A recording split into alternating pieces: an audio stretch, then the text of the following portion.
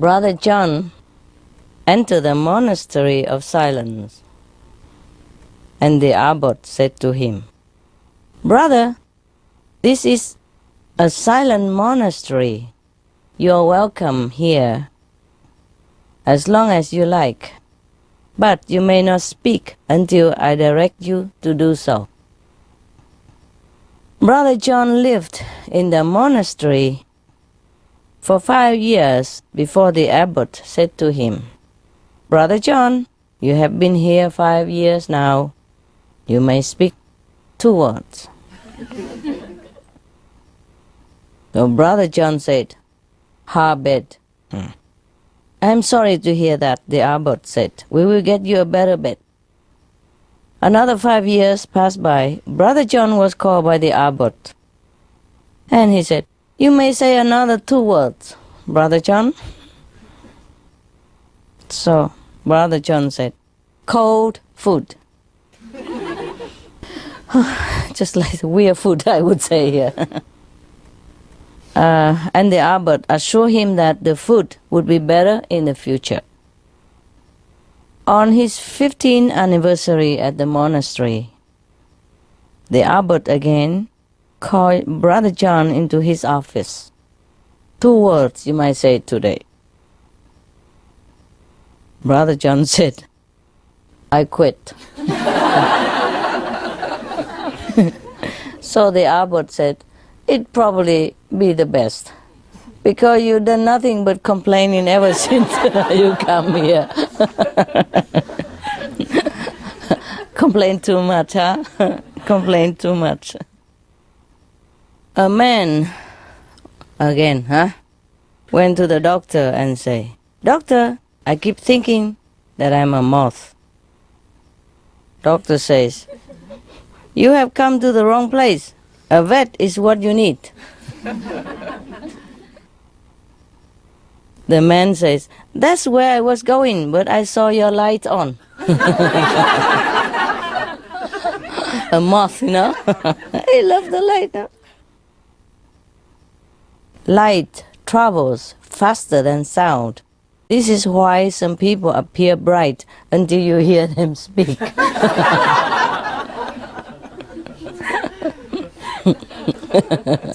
You better close your mouth, eh? That's cute. Okay. A farmer got pulled over for speeding. The police started to lecture the farmer about his speed, trying to make the farmer uncomfortable. Finally, the police got around to writing out a ticket. And as he was doing that, he kept swatting at some flies that were buzzing around his head. The farmer said, "Having some problems with circle flies there, are you?" The police stopped writing the ticket and said, "Well, yeah. If that's what they are, I never heard of circle flies before." So the farmer says, "Well, circle flies are common on farms. Circle flies because they are almost always found circling around the back end of a horse." The police says, "Oh," and gave him the ticket. When he was about to leave, he turned back to the farmer and says, "Hey, wait a minute, are you trying to call me a horseback end?" The farmer says, "Oh no, officer, no, I have too much respect for the law." "That's a good thing," the police said, and head to his car. A minute later, getting into a muddy road, the farmer turned and said to the cop, the police, "But officer, it's hard to fool them flies though." What do you get when you cross a parrot with a centipede? A walkie-talkie. A lot of feet and a lot of talk. Walkie-talkie. That's cool. Good combination, 02. What does that mean? What do you get when you cross a Rottweiler with a Saint Bernard? Answer. A dog that guard the house attack the thief and go later to look for help for the poor robber. San Bernardo. He chased him out, but then he go and help him. A drunk walks into a bar and say to the bartender, "Hey, bartender, buy everyone in a house a drink. Pour yourself one and give me the bill." So the bartender does just that and hands the man a bill for $57. The drunk says, "I haven't got it." The bartender slaps the guy around a few times, then throw him out into the street. The very next day, the same drunk walks into the bar and once again says, with a drunken slur, "Bartender, buy everyone in the house a drink. Pour yourself one and give me the bill." The bartender looks at the guy and figures to himself that he can't possibly be stupid enough to pull the same trick twice. So he gives him the benefit of the doubt, pour a round of drink for the house. Has a drink himself and hands a drunk bill of $60. The drunk says, "I haven't got it." The bartender can't believe it. He picks the guy up, beat him, and throw him out in the street again. Now, the next day the same drunk walks back into the same bar and says again, of course with a drunken slur, "Bartender, blah blah blah, give me the bill." Disgusted, the bartender says, "What? No drink for me this time?" The drunk replies, "You? No way. You get too violent when you drink." I beat him up, no. That's cool. A blonde calls an airline and asks, "Can you tell me how long it takes to fly from San Francisco to New York City?" The agent replies, "Just a minute." And the blonde says, "Thank you," and hang up.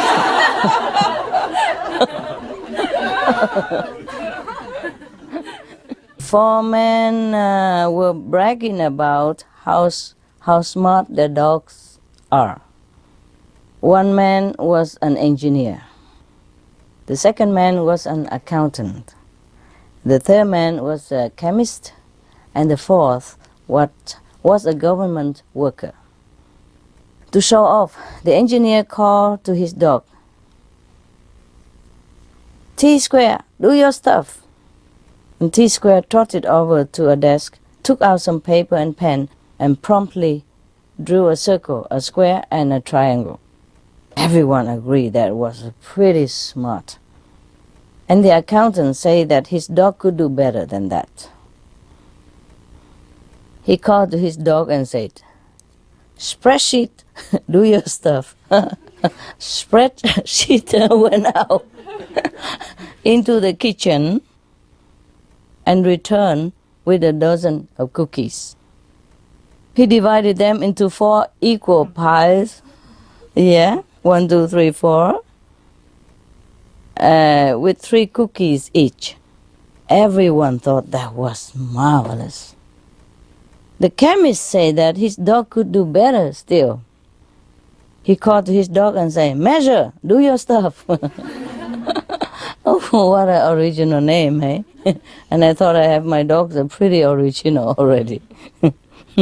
Yeah, like cookie, chocolate, chip ahoy. Because the hermit, he has, chocolate spot all over his body, so I call him Chip Ahoy. Yeah, and a lady is brownie, I call him brownie cookies or chocolate. Yeah. And I thought that was very original already. And Lucky always hanging his tongue out, so I call him Tonguey. Or Tonga, And Shadow Hunter, Goody. You just need a flashlight. and you're his friend forever. He'll keep you keep him busy all day long with just a flashlight. Just flash around at random. Yeah. Well, if you don't have a flashlight, you stand in the sunlight or in front of the light and do your trick, like make a rabbit or something, or a duck. Oh, he also will love you. Sometimes he goes and beg for shadows. He come and kiss you all over and then head out for the shadow spot. Looking at you, say, hey man, you got the kiss? Now do your stuff. When he's desperate, he'll do that. Otherwise, he amuses himself by waiting for the shadow, because the leaves from the tree, yeah, or the door or window sometimes open a little bit, and the shadow, the reflection from the sun or the light will keep flashing on the floor, and he plays with that all day. He doesn't bother you unless he don't have any for a long time. So desperate, he come jump on you, kiss you all over, and then make you work. He will persist until you get up and do something. Make a shadow for him or some funny face on the wall, yeah, so he can look and chase it. Okay, that was my dog, eh? He shouldn't jump in here, but he came in. Okay, this guy, the chemist, right? Called to his dog and say, Measure, do your stuff. So Measure, the dog, got up, walked over to the fridge, took out a quart of milk, got a 10-ounce glass from the cupboard, and poured exactly 8 ounces without spilling a drop. Everyone agreed that was a pretty impressive. Then the 3 men turned to the government worker and challenged him. What can your dog do? Because they thought, after all this, I think no other dog can do anything better than that, So the government worker called to his dog and say, Coffee break, do your stuff.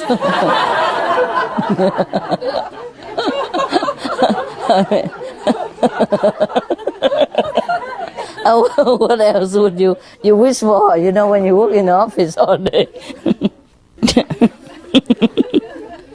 That's very cute, huh? Coffee break, do your stuff. Now, coffee break, jump onto his feet, ate the cookies, drank the milk.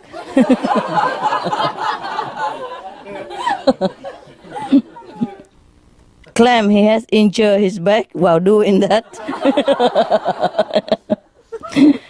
File a grievance report for unsafe working conditions, put in for workers' compensation, and went home for the rest of the day on sick leave.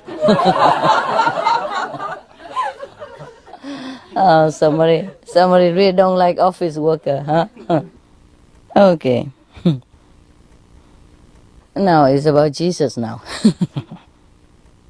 Jesus and Satan have an argument as to who is the better programmer. Oh, they got into computer nowadays.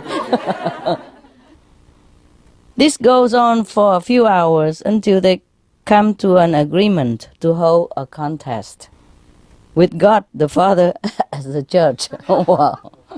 I'm sure who win already, right? They set themselves before their computers and begin. They are given the task and began to type furiously, lines of code streaming up the screen for several hours straight. Seconds before the end of the competition, a bolt of lightning strikes, taking out the electricity. Moments later, the power is restored, and God announces that the contest is over. He asks Satan to show what he has come up with. Satan indignantly protests, I have nothing. I lost it all when the power went out. Very well then, said God. Let us see if Jesus fares any better. Jesus enters a command and the screen comes to life with a vivid display, the voices of an angelic choir pour forth from the speakers. Satan was astonished. He stutters. But how? I lost everything. Yet Jesus' program is intact. How did he do it? So God chuckles. Satan, when you are going to learn Jesus saves.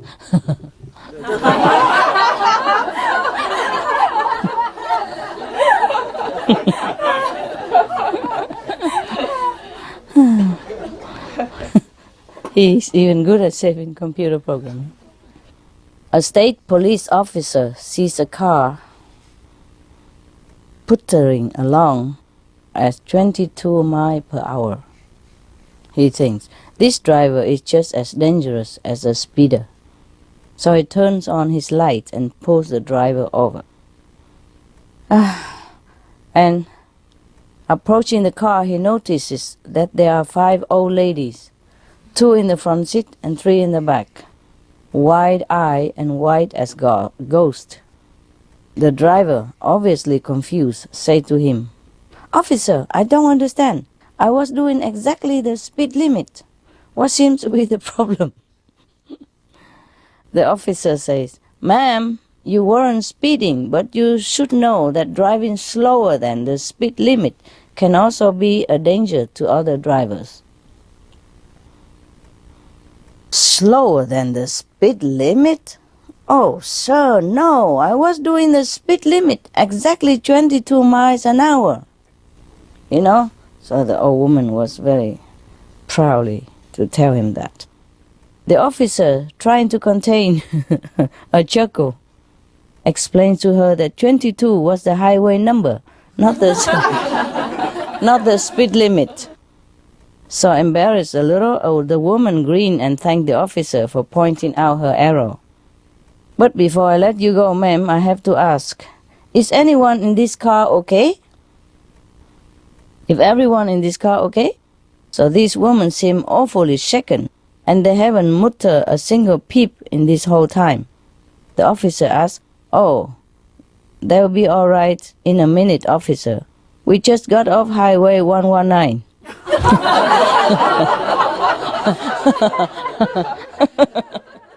This one is called Bad Names. 3 brothers were walking through the wood. Their names were Trouble, Shut Up, and Be Quiet. Trouble got lost on the way back to Shut Up, and Be Quiet went to... so Shut Up and Be Quiet went to police officer for help to find their missing brother. "Excuse me, sir. We are looking for our brother. He got lost in the woods." "Okay," said the officer, taking out his note and pad and pen.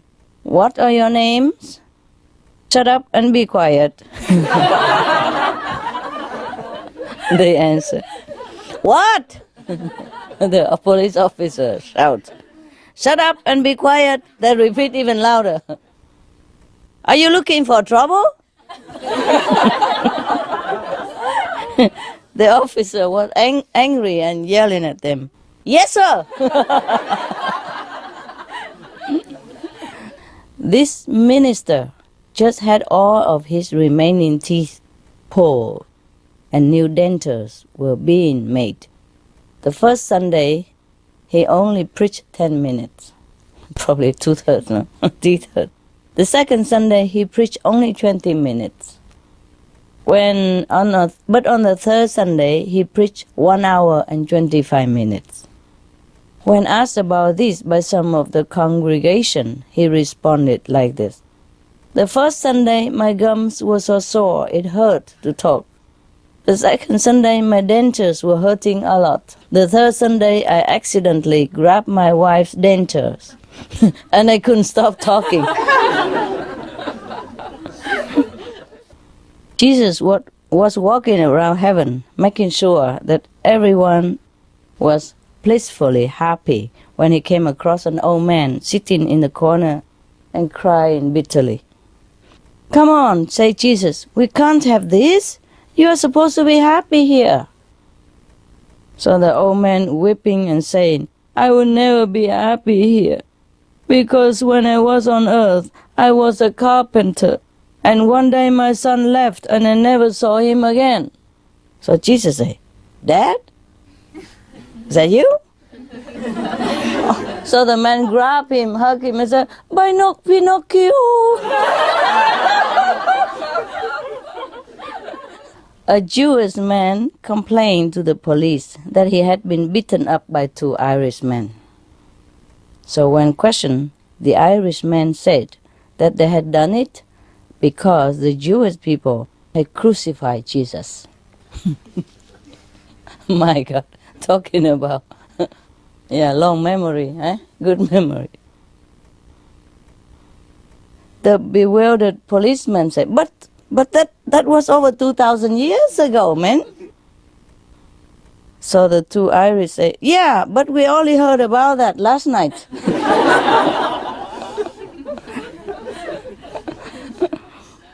A lot of women feel that Jesus was like most of typical men. They say they will come back, but then you never see them again. Is that true? Is that true, the men don't come back? Huh? No, my men all came back and I don't want them. Say, please go. I guess because I was Jesus or something. And they never see me again. There was a big born-again meeting in a large hall in Belfast. And a former lady sinner was on a stage with a microphone in her hand recounting her experiences. Last night, she told them, I was in the arms of Satan, but tonight I am in the arms of Jesus. She converted, yeah? And then some people raise hand and ask her, how about tomorrow night?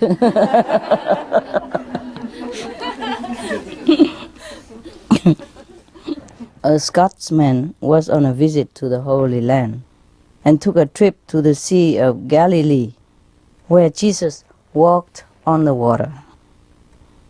How much for a return boat trip across the lake? He asked the boatman. The boatman said, $50. What? That's a heck of a fare, say the Scotsman. No wonder Jesus walked. Too expensive for the poor guy.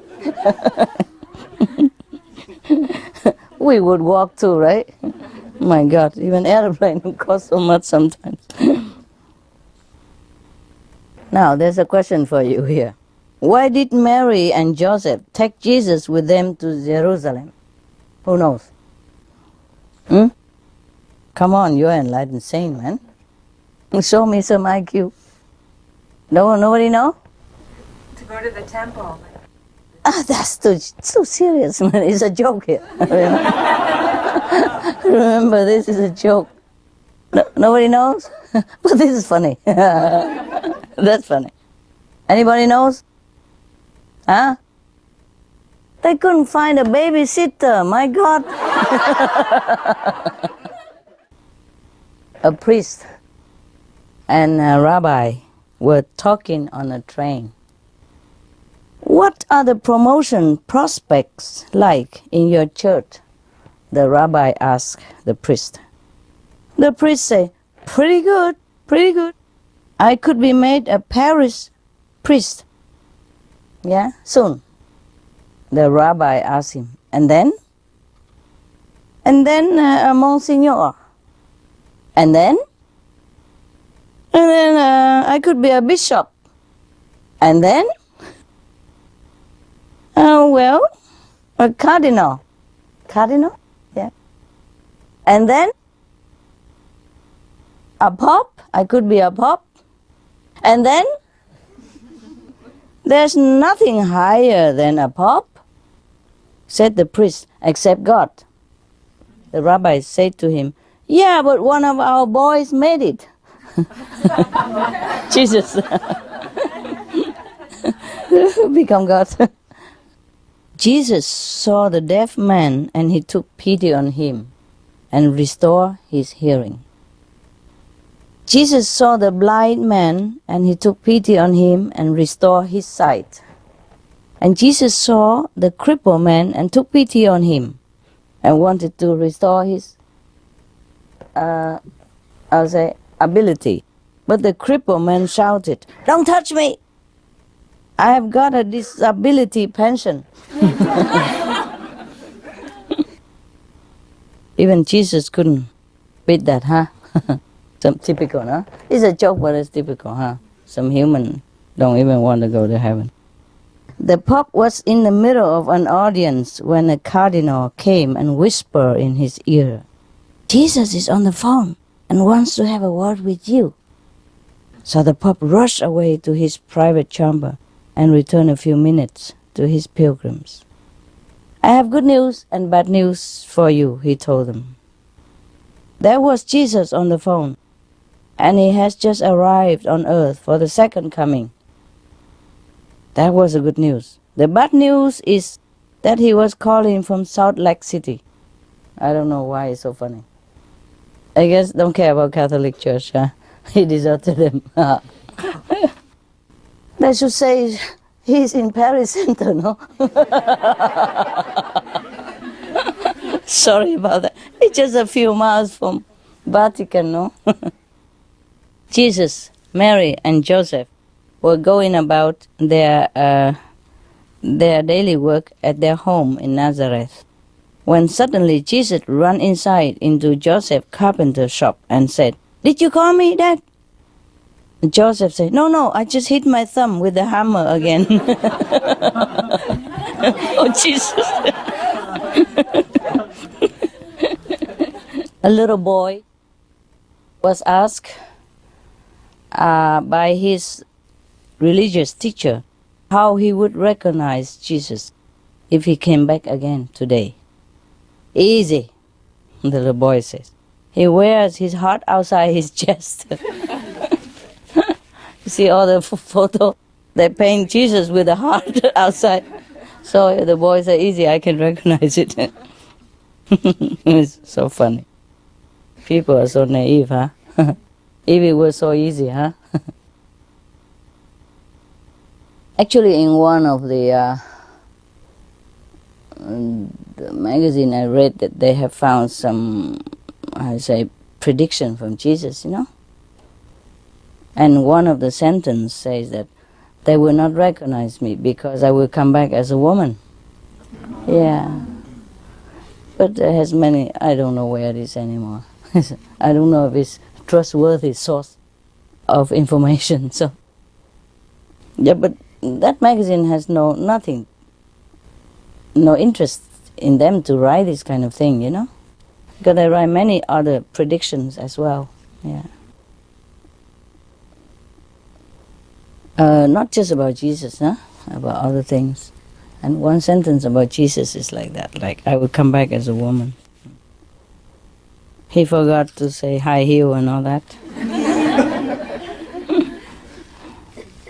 It make it easier for us folk to recognize, no? A man was behaving suspiciously near the gate of heaven. Yeah. First he went to the gate and then he walked away. And then he approached the gate and walked away again.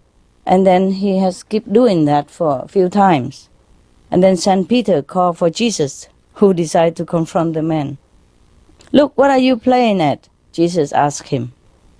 "Well," said the man, "you know I am dead." "I know I am dead. Now if somebody would please just tell the cardiac resuscitation team." Keep pushing him back to life. Come back out, in and out, in and out. A rabbi was worried that his son was about to be converted to Christianity, so he prayed fervently to God to prevent this from happening. Oh my God, pray to the same God. Please don't let him be converted to Christianity. My son wants to become a Christian. Please stop him, oh God. He prayed. The voice of God boomed back. What can I do? Look at my own son. Jesus was a Jew, no? And then he became a Christian. No? Why is Jesus so popular in Ireland? Irishman. No? You wouldn't know it. He was the first man who could turn water into wine. One of the greatest acts of forgiveness in the Gospels is that Peter became one of the disciples, despite the fact that Jesus has healed his mother-in-law. Horrible joke, I'm telling you. I don't know where he found all this joke. Poor mother-in-law. What has she done? Huh? I mean, the mother-in-law may be famous for daughter-in-law, about being conflicting, but the mother-in-law would have loved the son-in-law very much, no? No? What about yours? Not always? Okay, maybe you wrote this joke, I don't know. You probably wrote this joke, right? The Pope and the Cardinal were sitting in the Vatican drinking coffee when a young priest ran in and said, Jesus was visiting Earth and heading their way. The Pope headed for his typewriter and began writing a new encyclical. So the Cardinal asked him, what should I do? The Pope said to him, look busy. The boss is coming. That's bad, huh? As if they are not busy at all. Mary, the mother of Jesus, was heard saying, typical, you wait ages for a wise man to come, and then 3 come along altogether. One wise man only, they come 3 together. Mr. Cohen has his clothes shop in a difficult situation. On his left-hand side was a huge department store owned by a Catholic, and on his right-hand side was an equally big store owned by a Protestant.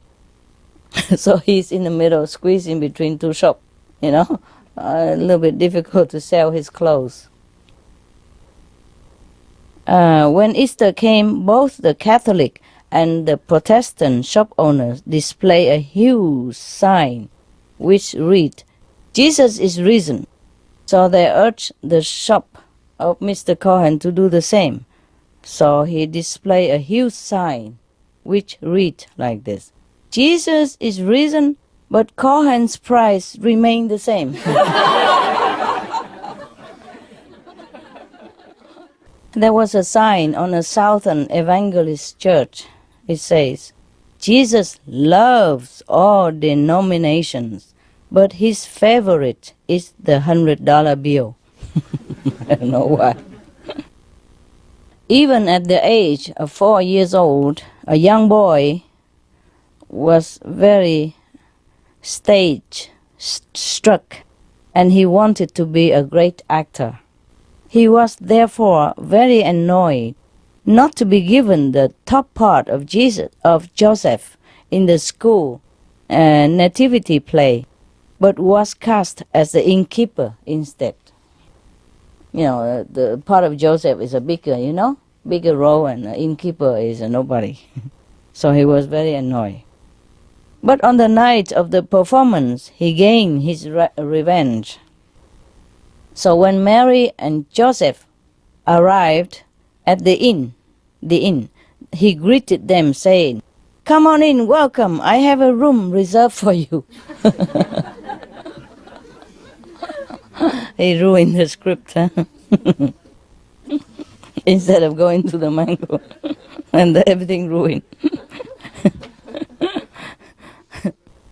A priest was driving along on his motorbike at over 70 kilometers an hour when he was stopped by a policeman. He said to the father, you were going too fast for someone with L plates, father. If it was anyone else, I would be inclined to give you a ticket. So the father said, "Don't worry, my son. Jesus is with me." So the policeman said, In that case, I am definitely going to give you a ticket because you're not allowed to carry a passenger. It's just an L license, you know.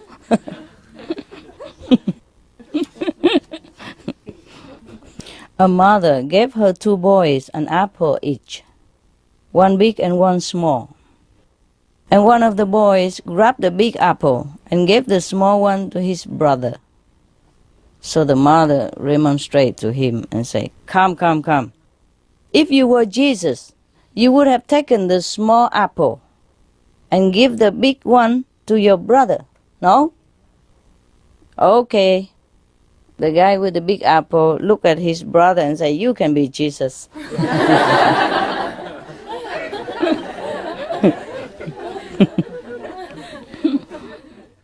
A nun who was also a nurse in a hospital was taking down a patient's details.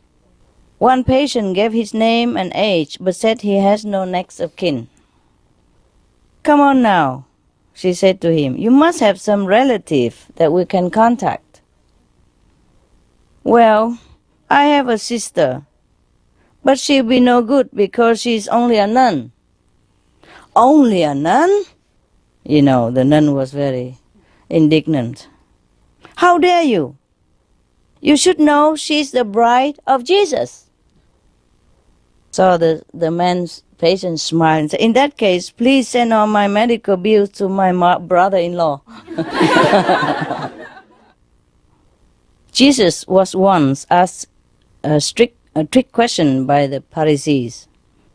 Can you make a stone so heavy that even you cannot lift it? He asked Jesus. Jesus said, Yes. And then to prove that I was God, I would lift it.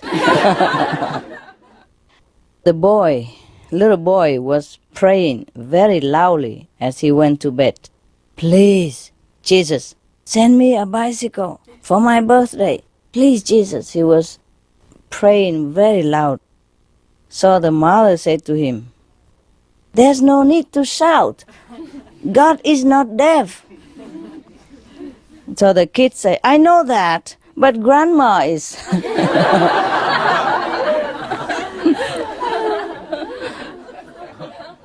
There was an old woman praying very, very devoutly down below scaffolding. And there was a man high up on the scaffolding inside a big church wanted to play a joke on her. So he shouted down at her saying, Hello, this is Jesus speaking. But the lady did not stir. And again, very loud, he said, Hello, this is Jesus speaking. Again, there's no reaction. So finally he shouted with all his power, Hello, this is Jesus speaking. But the woman didn't even lift her head. But she said, Be quiet, I'm speaking to your mother. This man was very ugly. So he prayed to Jesus. He prayed to Jesus to send him some money for plastic surgery. Right enough, he won a huge amount in the lottery and had his plastic surgery. But just a few days later, he died.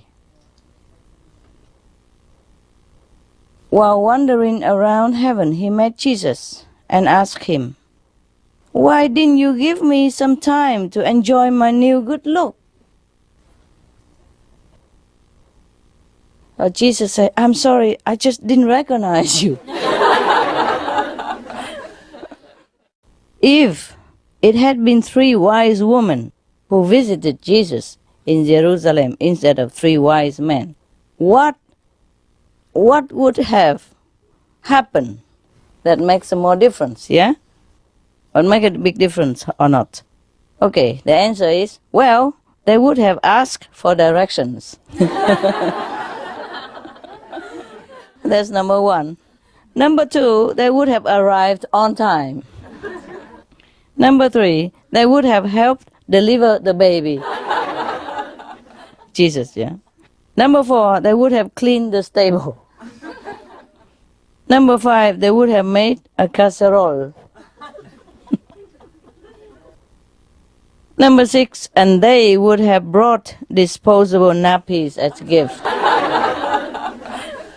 As gifts, yeah, instead of what did they brought? What did they bring to Jesus?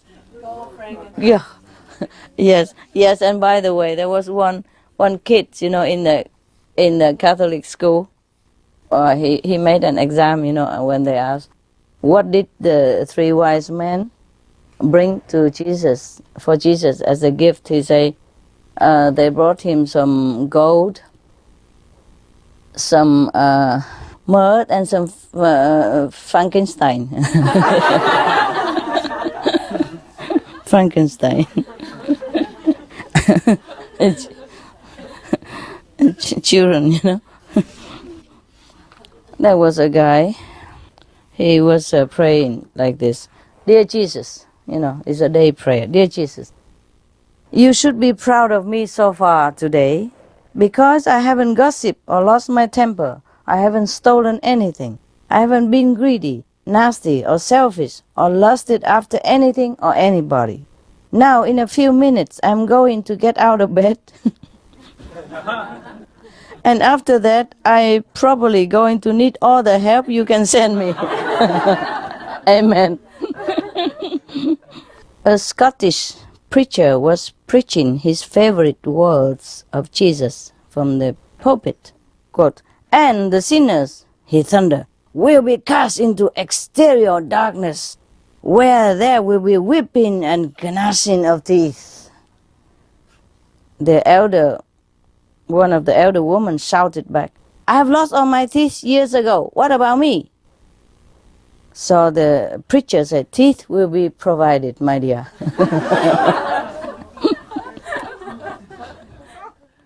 This is a rhyme. Roses are reddish, violets are bluish. If it wasn't for Jesus, we will all be Jewish.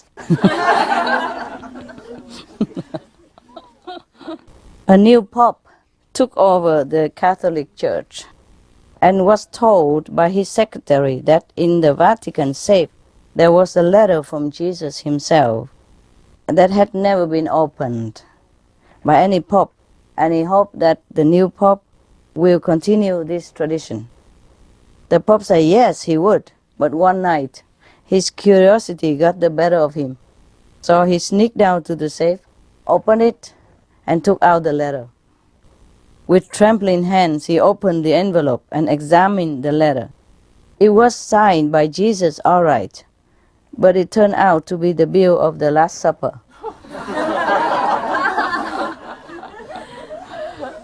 A woman who was very strong believer in Jesus was about to go on an urgent drive when she locked her keys in the car. So she prayed to Jesus to send help. And right away, the first man passing by was able to help her to open the car. She shouted, praise be to Jesus for sending me such a nice man. And then the guy growled at her, I'm not a nice man, lady. I just got out of the jail a few hours ago after doing 10 years for car theft. So to say the woman, praise be to Jesus for sending me a professional. If Jesus were alive today, and many people believe he is, would he be handing out buttons with the slogan like this? What part of thou shalt not don't you understand? Got it, yeah? Yeah, many thou shalt not, they do it all anyway. That's what it is. I agree with that. A little girl was asked in religious class in school why Jesus in the Lord's Prayer had told us to ask for our daily bread. Anybody knows? Can you guess? Because they would have it fresh every day.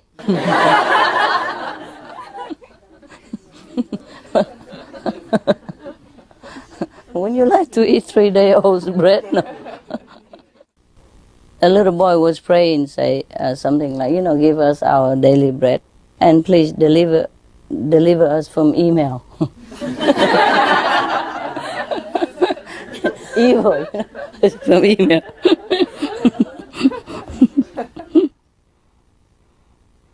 At a religious class, the little girl was asked if she knew what she knew about Good Friday. So the girl answered, he was the good fellow who did all the work for Robinson Crusoe. Friday. Yeah, you know, right? You like it? A curious little child asked her father, is Jesus everywhere? Yes, love. The father smiled and answered her. Is Jesus also in my friend Shirley's back garden? She persisted. So the father said, yes, love. Jesus is also in your friend Shirley's back garden. So the girl gets serious and say, that's funny, because my friend Shirley doesn't have a back garden. A top executive of Coca-Cola went to the Pope and offered him €250,000 to change the words of the Lord's Prayer from give us this day our daily bread into give us this day our daily Coca-Cola. The Pope said, I'm sorry, the money would be welcome, but I cannot change the words of Jesus as quoted in the Bible. The executive come back a week later and increase the offer to €500,000. So the Pope saying, sorry, my son, I can't do it. The answer is still no.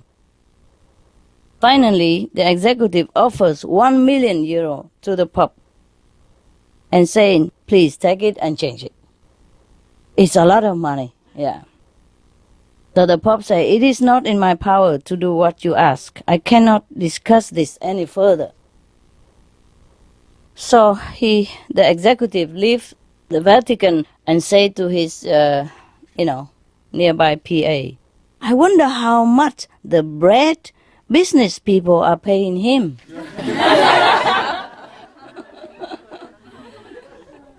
The reasons why some people believe that Jesus might have been black. Or the chocolate, listen well. Because, number one, he called everybody brother. Number two, he liked gospel. Another reasons that people believe that Jesus might have been Irish. Number one, because he lived with his parents until he was 30. I don't know why. Is that so? Or the Irish live with his parents? Wow, it's very green, no? Save a lot of money, trouble. Number two, he believed his mother was a virgin. Number three, his mother believed he was God. Oh, no. Oh, that's not too good. Okay.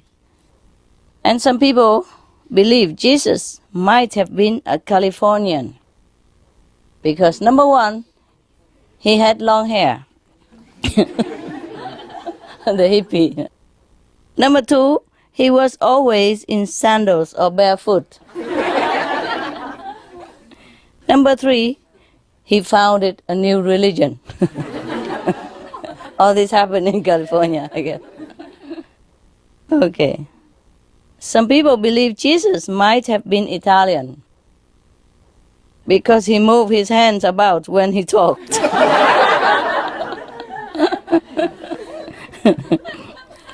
He had wine with every meal. The French don't. It could have been the French, Oh, but the French, they don't move their hand too much when they talk, right? So Number 3, he used olive oil all the time. Is that true, Italian? Okay. Some people believe Jesus might have been Mexican. Because number 1, he had a Mexican name. he just know. That's a Mexican name. A lot of Jesus walking around Mexico, you know that?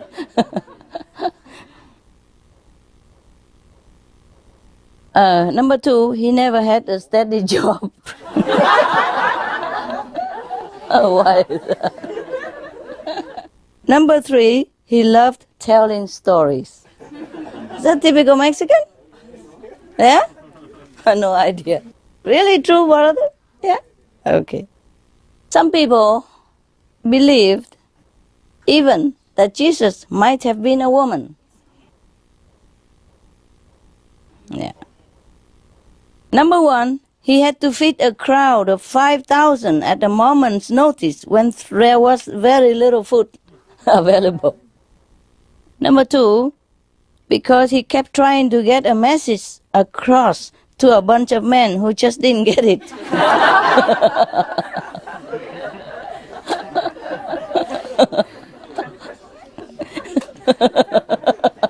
I like that one very much.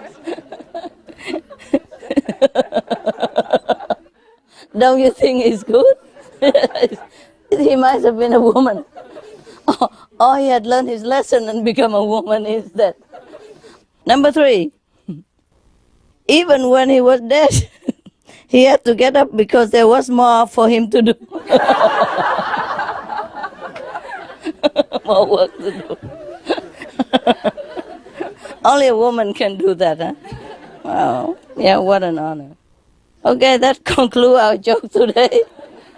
If you have any doubt, you can write to the Vatican to complain or for further information. Did you enjoy the joke? Good, no?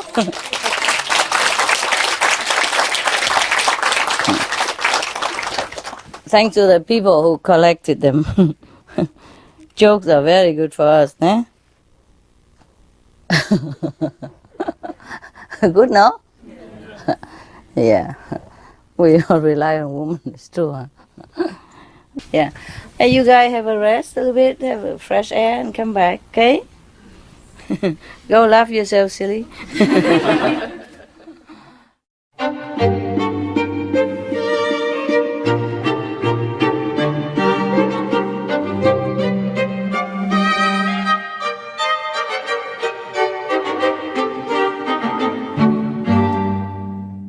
The watermelon hunter. Have you ever heard of such a hunter in your life? Yeah? No. Well, but that's what we hope they all will become. The hunter, you know? We hunt watermelon instead of any other animals. Yeah? That would be the good day, huh? So we begin with that. The watermelon hunter. Once upon a time, there was a man who strayed from his own country into the world known as the land of fools. Where can that be? The land of fools. Was it on the map? I think it's everywhere, right? No need a map, right? Okay. He soon saw a number of people flying in terror from a field where they had been trying to reap wheat.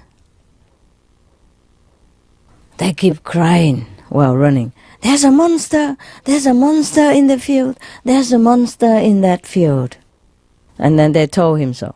He looked and saw that it was just a watermelon.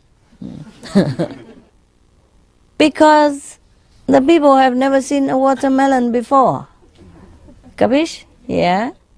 And now they saw just wheat, you know, rice perhaps, wheat, but not a watermelon. And the watermelon grew from nowhere. Of course, it must be a monster, no? You know how the watermelon grow there? How?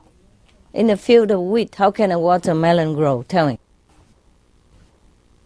Tell me, all the wise men. Jesus had only 3 wise men, and I have so many here. Huh? The birds brought it there. Good. See, wise woman's always better. When it comes to men, we're stuck. All right. So now he offered to kill the monster for them. Yes. So when he had cut the melon from its stalk, he took a slice and began to eat it. What else would you do with a watermelon, right? The people became even more terrified of him than of the monster melon. So they use, pitchforks, sticks, and, all kind of things to beat him up and throw him out of the village. Yeah. Because they were so worried that in the future he might kill and eat them too. If he could kill a demon and eat like that, what about human, right? Okay, here he left. And another time, another man visited that village again. And also he strayed into the land of fools. Fools, right? Stupid, right? Okay. And the same thing started to happen to him. But instead of offering to help them with the monster, he also agreed with them that it must be dangerous. A melon monster is dangerous. And by tiptoeing away from it with them, he gained their confidence. Yeah, he's one of us. He also feared the monster. He must be a good guy. And then after a while, he spent a long time with them. And then slowly gain more and more of their confidence and slowly teach them that a watermelon is harmless. Yes. And then, later on, he even teach them how to cultivate the watermelon themselves and eat them also. It sounds similar to the job of a master, eh? Right? The master come in and do everything like everybody else, and then gain their confidence, and then eat the melon.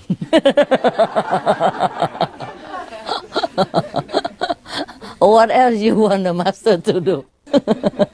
What would you do if you are in the land of the fools? Huh? What would you do with a monster like that? We have them a lot here in supermarket. But these people in the land of fools have never seen such a monster. Yeah. You see, sometimes you have to look like them, do like them, yeah? And then they will be not too fearful from you, yeah? You see, some people ask me why I don't wear monk's robe, nun's robe, whatever, like all the priests and the holy ones,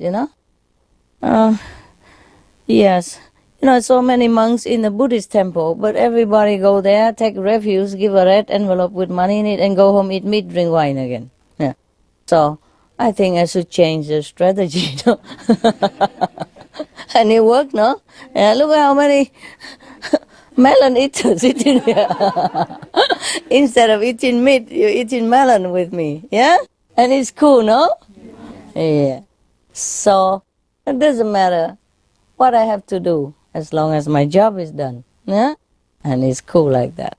So, got a lot of people curious why I don't wear monk's robe and nun's robe, And you just see the monk's robe, you just bow to it because he's a holy person. And you just feel, okay, only him can do it, because he's holy. He stay in the temple and he wear patch robe, like the monks, they wear the robe with patching everywhere. So he's holy. And we normal people can never do that. So might just well go bow to him, steal whatever merit he has, take it home with an apple, and then, okay, carry on, usual work. Understand me? So many monks in the temple. And how many of the so-called their disciples have one meal vegetarian? All they do, twice a month, the first day of the month and the last day of the month. I told you already.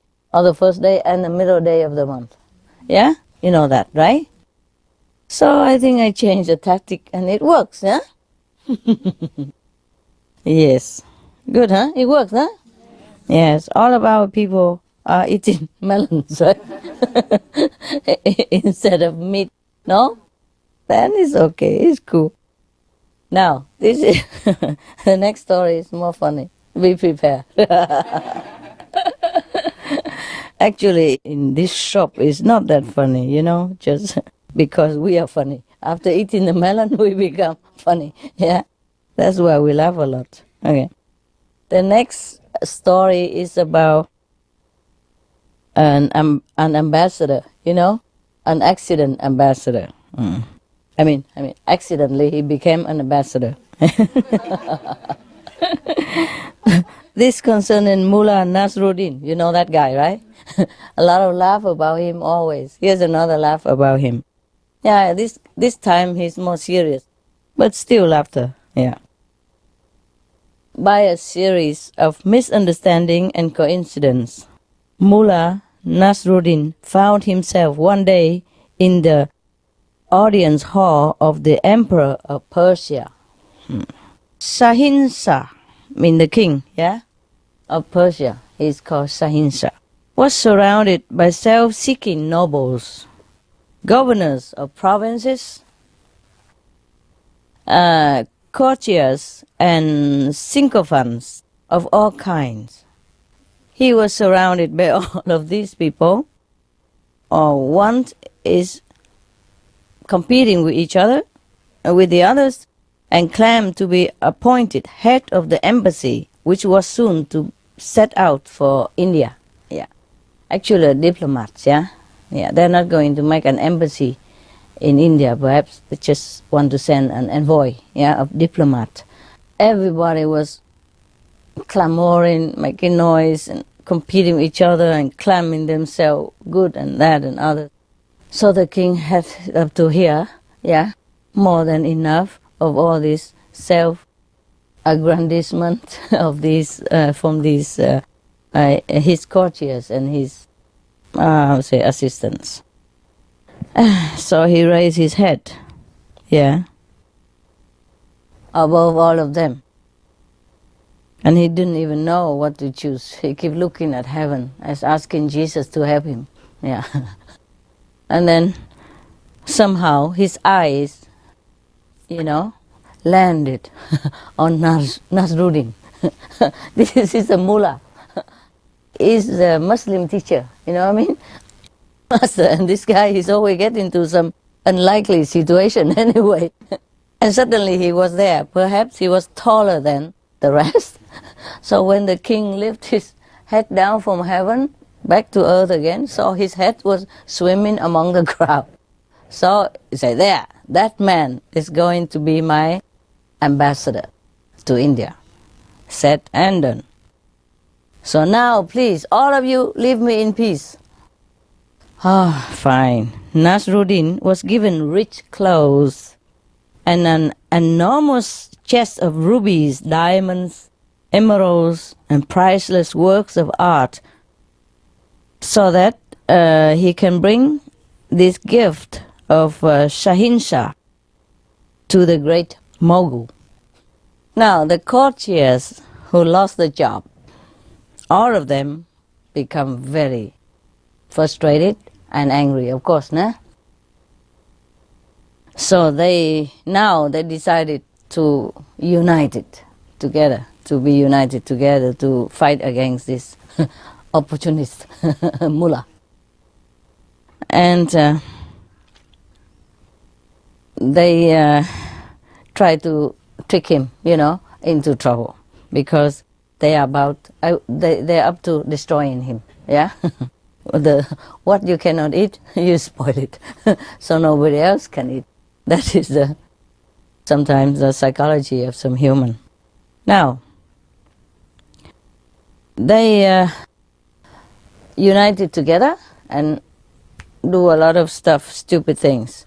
Like they broke into his quarters and stole all the jewels, and all the nice artwork and other precious item in the mullah's trust, yeah, took it out, divided among themselves.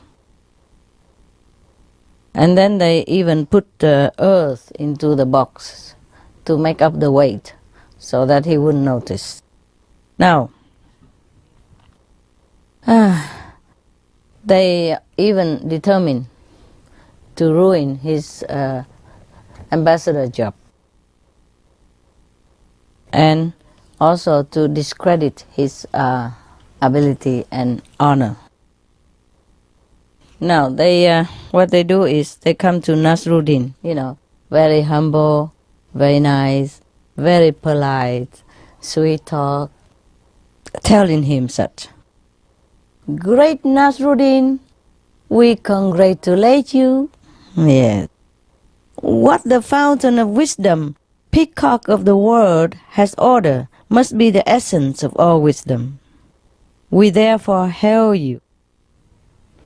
But there are just a couple of points upon which we may be able to advise you, accustomed as we are to the behavior of diplomatic emissaries. They're going to tell him some tricks, ruin him. Do you know what the fountain of wisdom, peacock of the world means? Apart from the dictionary word? They address the king first, yeah? They also call him the full moon, yeah, or the presence, God, even, or God, rep, the PR of God, yeah. So Nasruddin thought they are very nice people, so happy to have such colleagues. So he said, of course, please, I will be grateful if you tell me. Yes, I'm new to the job. Of course, he has never done this before. As God would have had it, Some people just have it by, getting the job out of nowhere. Now, say the chief of this group. The first thing is that you must be humble, they told Nasruddin, in order to prove how modest you are. Therefore, you should not show any sign of self-importance. When you reach India, you must enter as many mosques as you can and make collections for yourself. Take money from the mosque. Understand? He's going to a Muslim country and they tell him to go to every mosque and ask everybody to donate to him. This is exactly opposite of what the king of Persia wanted him to do. You know that? But the king of Persia have never told him this because he would never expect him to go and collect money in the mosque as an ambassador, no? You wouldn't even do that, no? Okay. So that's how they told him. And besides, the king of Persia would want his ambassador to represent him, with dignity and some power, noticeable to the king of India. Because the king of India at that time wanted to occupy Persia, yeah? So the embassy from Persia must show some power, some dignity, some confidence, And here they advise him to be humble, to be nobody, and to go collect money from the mosque, which not even a Muslim clergy do that. The Nasruddin know nothing at all. Say, oh yes, I will do all that. Thank you so much. And then they even continue.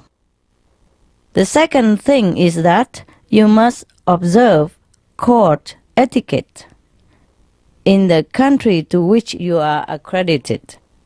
This will mean that you will refer to the great Mogul as the full moon, But at that time, the full moon is a title only addressed to the king of Persia, as the most respected, yeah. So Nasruddin was a little bit puzzled and say, but that is the title only for our Persian emperor, no? And then the bad people say to him, but not in India. Okay, fine.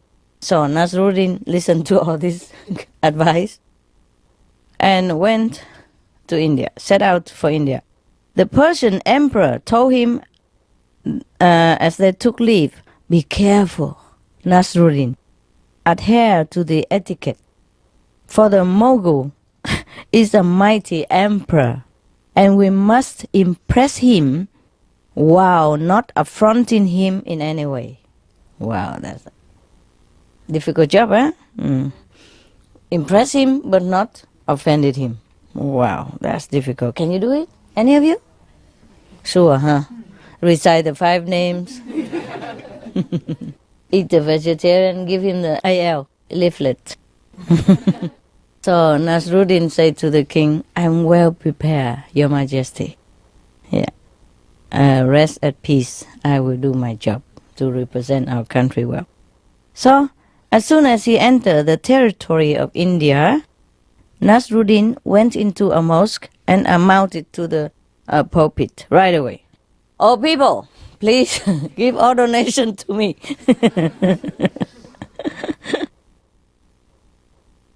You have to see in me the representative of Allah, on earth, and the axis of the globe.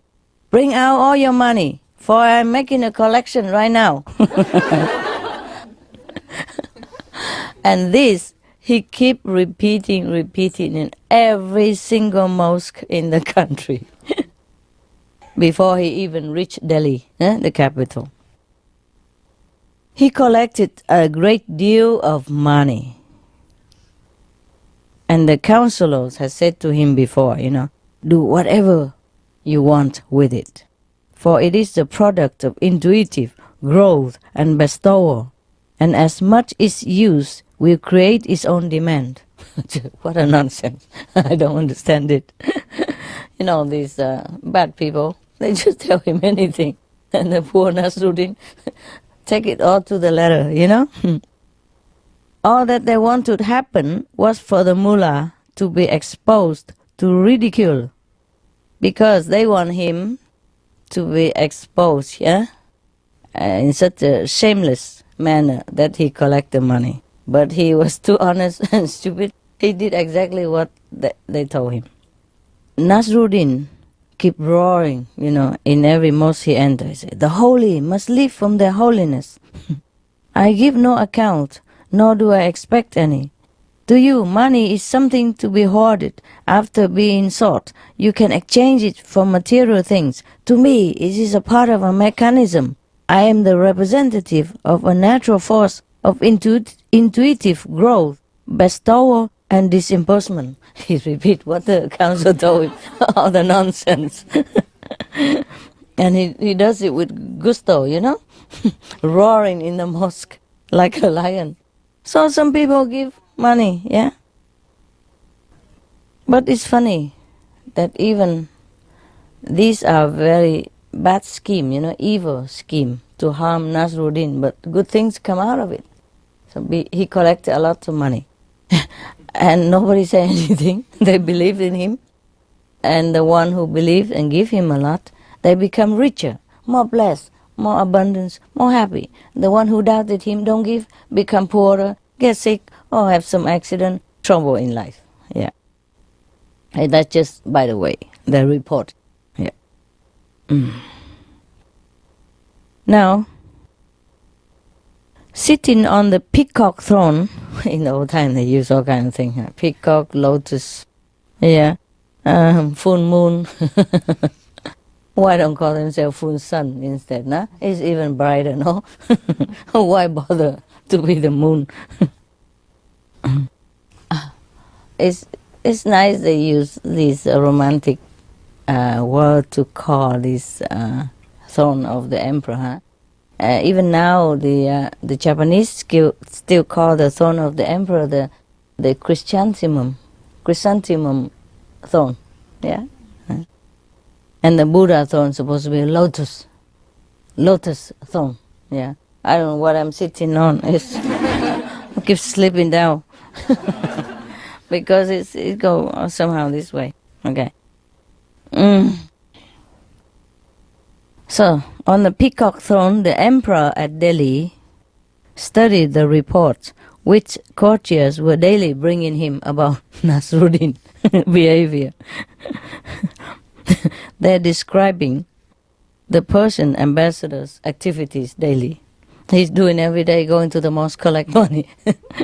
What an ambassador, huh? At first he could make no sense out of them. Then he called his council together.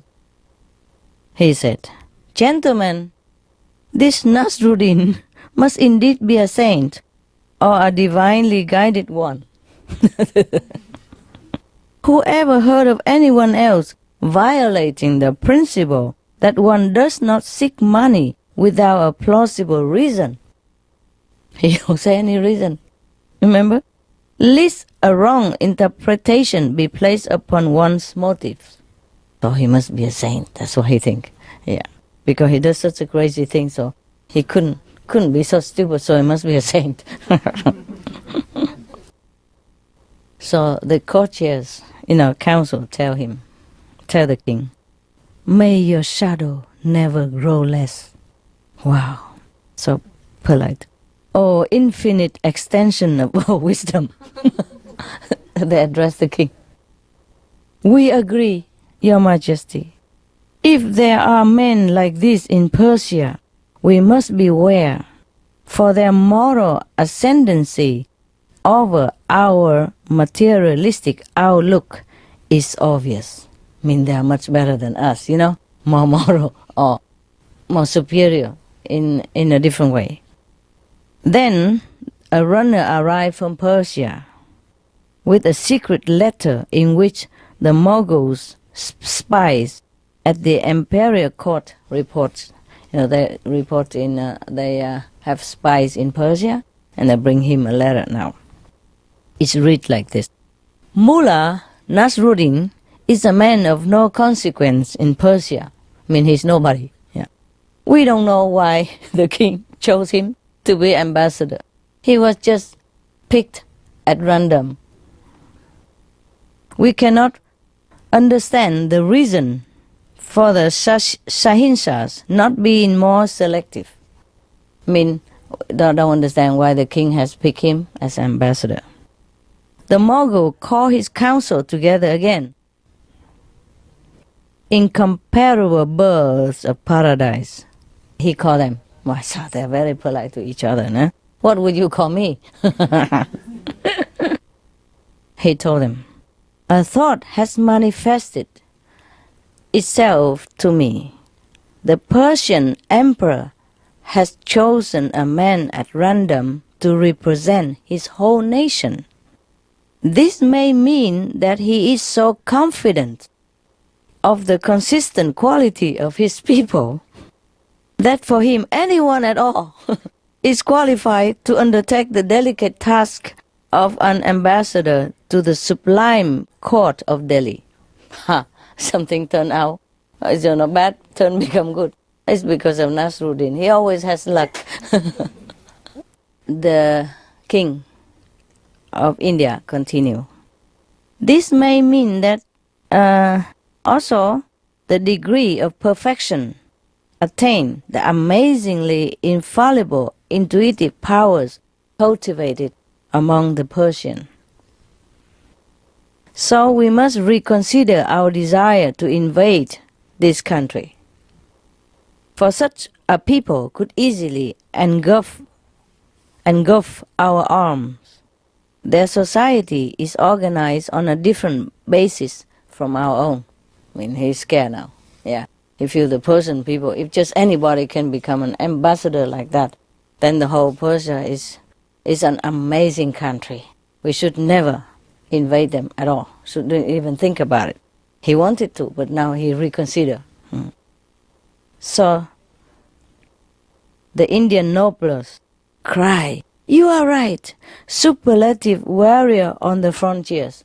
Another name for him. Oh my God, all this name. At length, Nasruddin arrived in Delhi. He was riding his old donkey, you know him, him and the donkey, and was followed by his escort, weighed down by the sacks of money which he had collected in the mosque. The treasure chest was mounted on an elephant.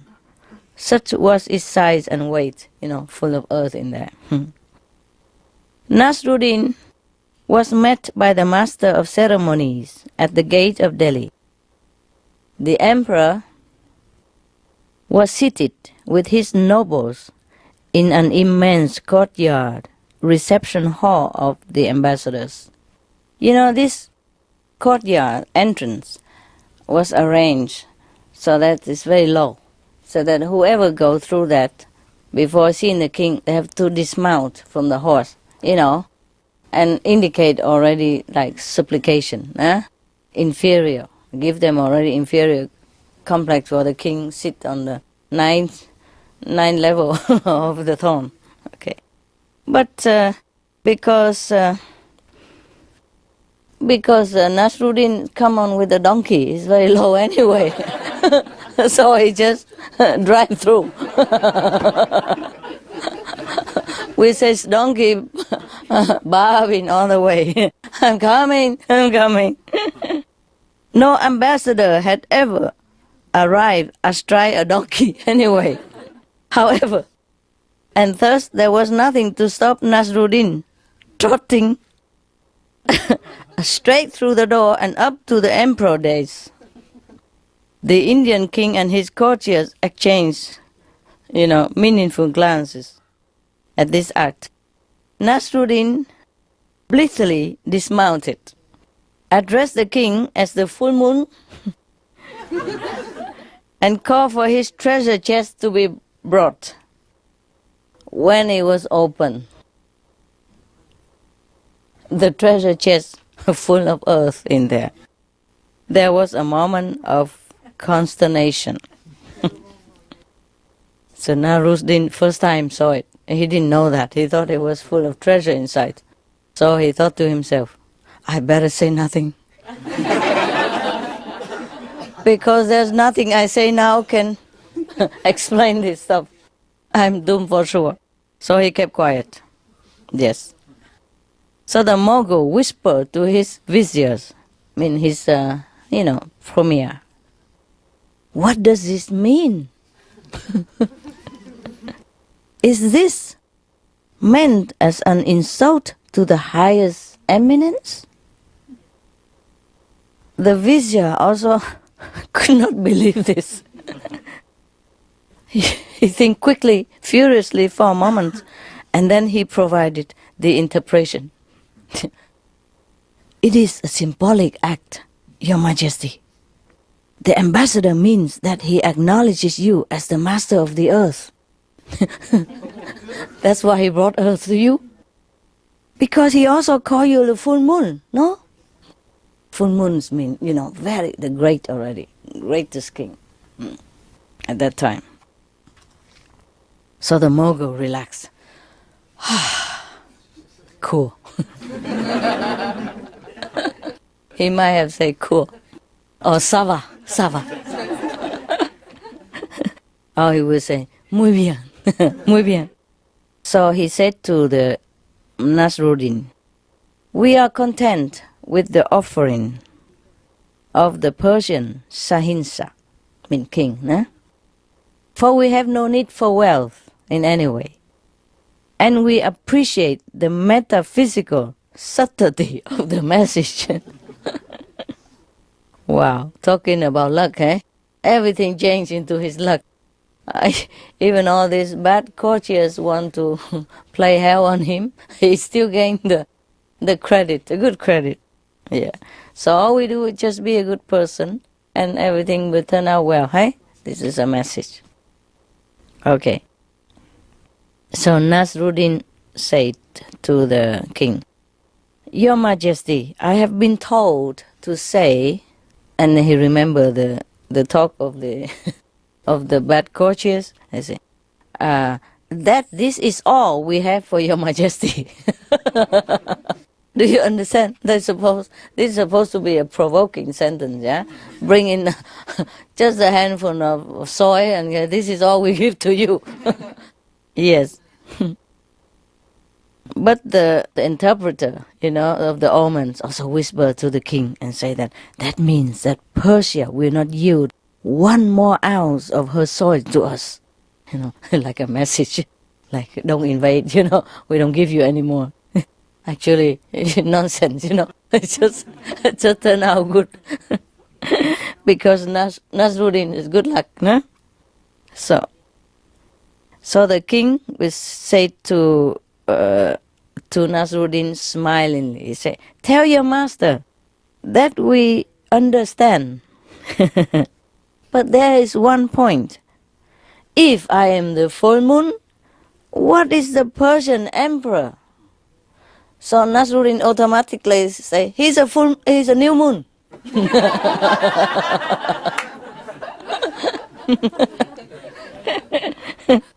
So the court, advisor whispered to the king again, this okay.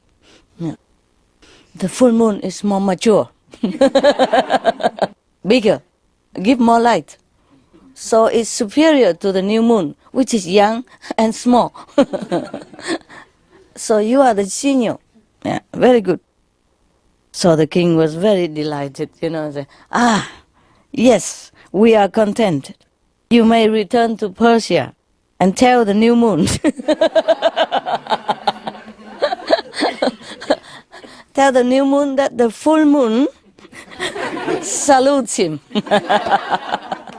What a good moon he was. Told you it's funny. Huh?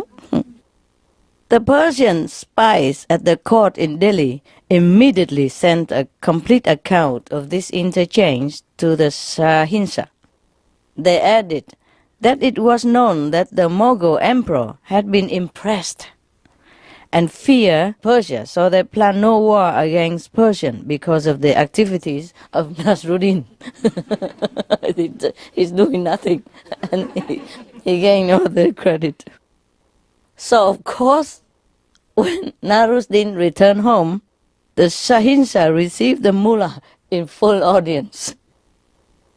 I'm more than pleased, friend Nasruddin. He said, at the result of your unorthodox methods. Our country is saved, yeah, and this means that there will be no attempt at accounting for the jewels or the collecting in mosque, yeah. I mean, he forgive him anyway. He's not supposed to do that, but he saved the country. It doesn't matter what he does. It's okay. So he's not going to punish him for collecting money in Jews and all that in the mosque. You are henceforth to be known by the special title of Safir. That means emissary, real ambassador of peace.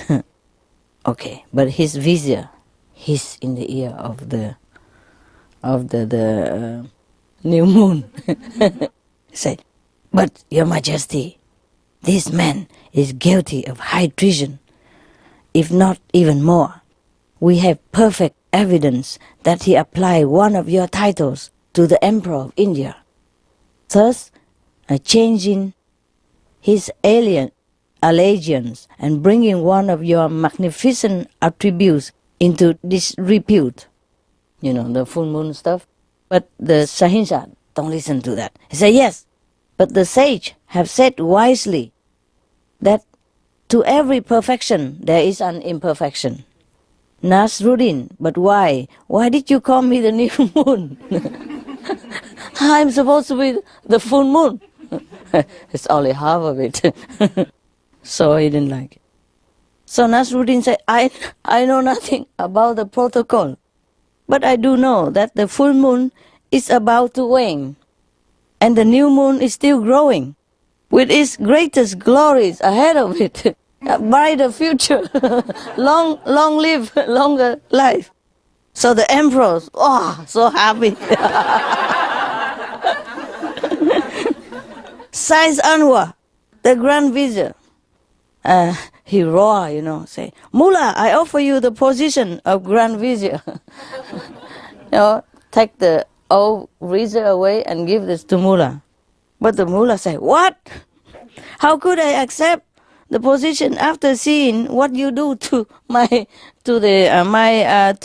predecessor, the old Grand Vizier? Okay, so that's what the story was. Nobody say anything about how the treasure chest has been used, after being stolen from him. They says, sorry, forget about it. We don't know anyway. So that means he did not even accept to become a premier. Yeah? And I don't know where he goes next. He probably goes somewhere, do something else, like buy a lot of chili and eat it. And he has to eat it because he spent so much money on it. It's a pity to waste hot chili. Eh? Okay, do you have any idea? Any comments on this story? Don't keep shaking your head. It's become a habit. It's always like this. Oh, yeah, that's right, yeah. Full rush in where the wise fear to tread, yeah?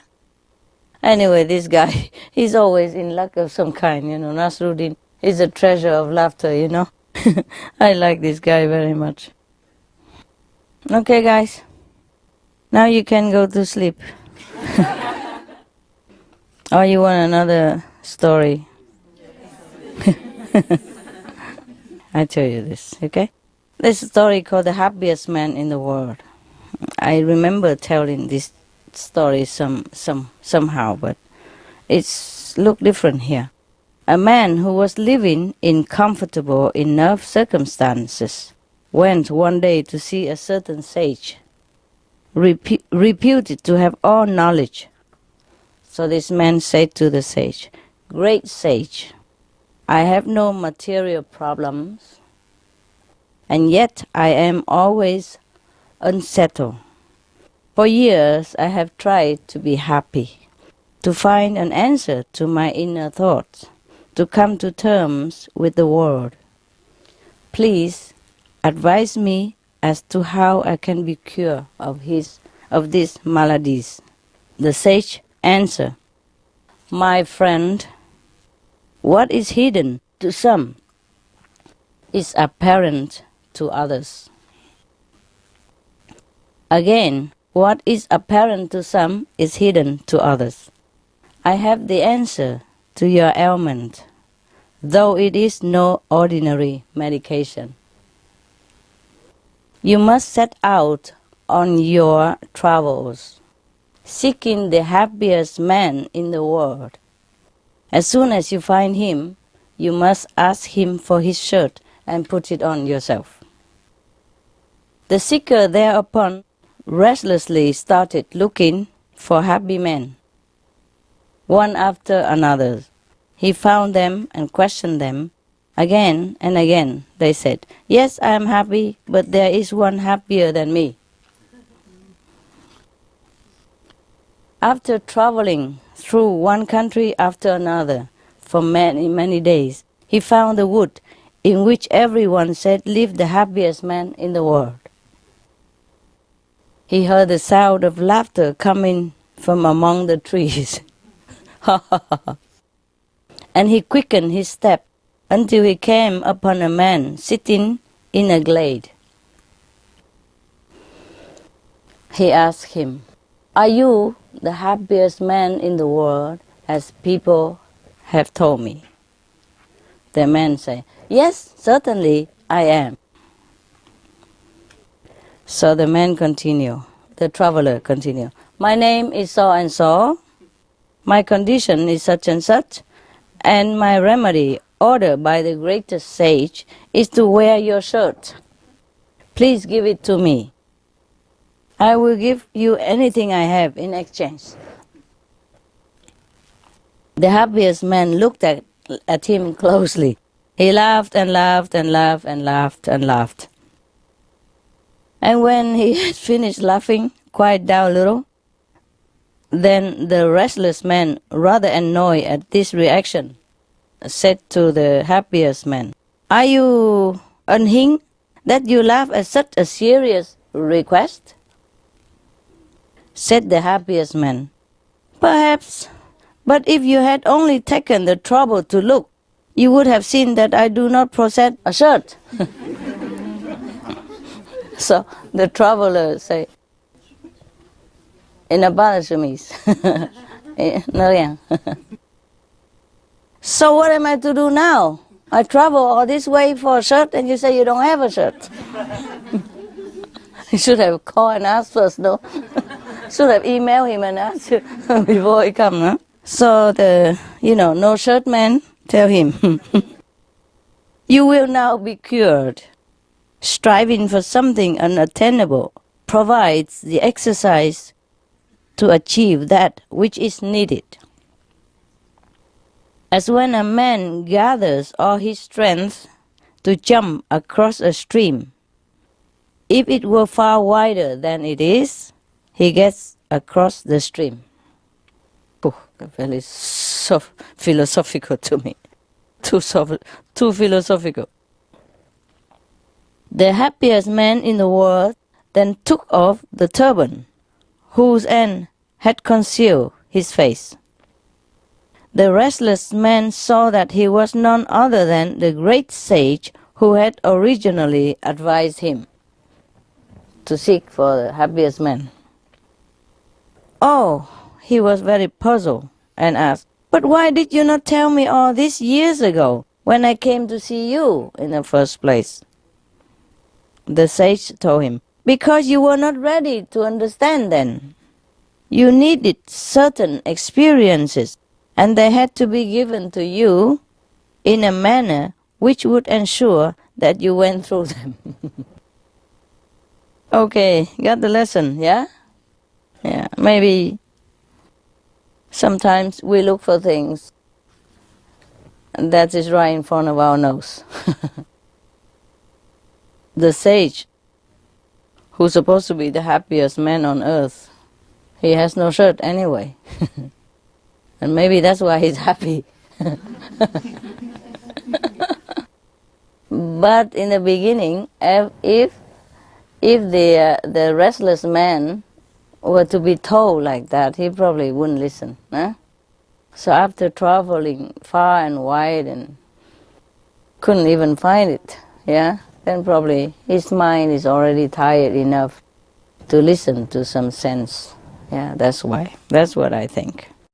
This book have many nice story.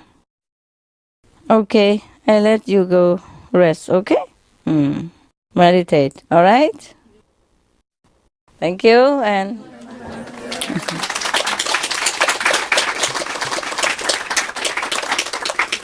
at least we have some good laughers, Nasruddin, huh?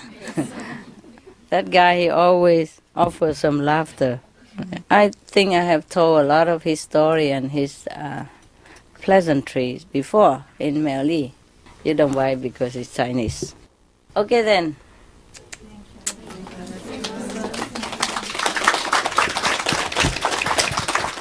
My beloved new moons. Please sit and meditate. I will meditate over there, okay? Thanks for listening.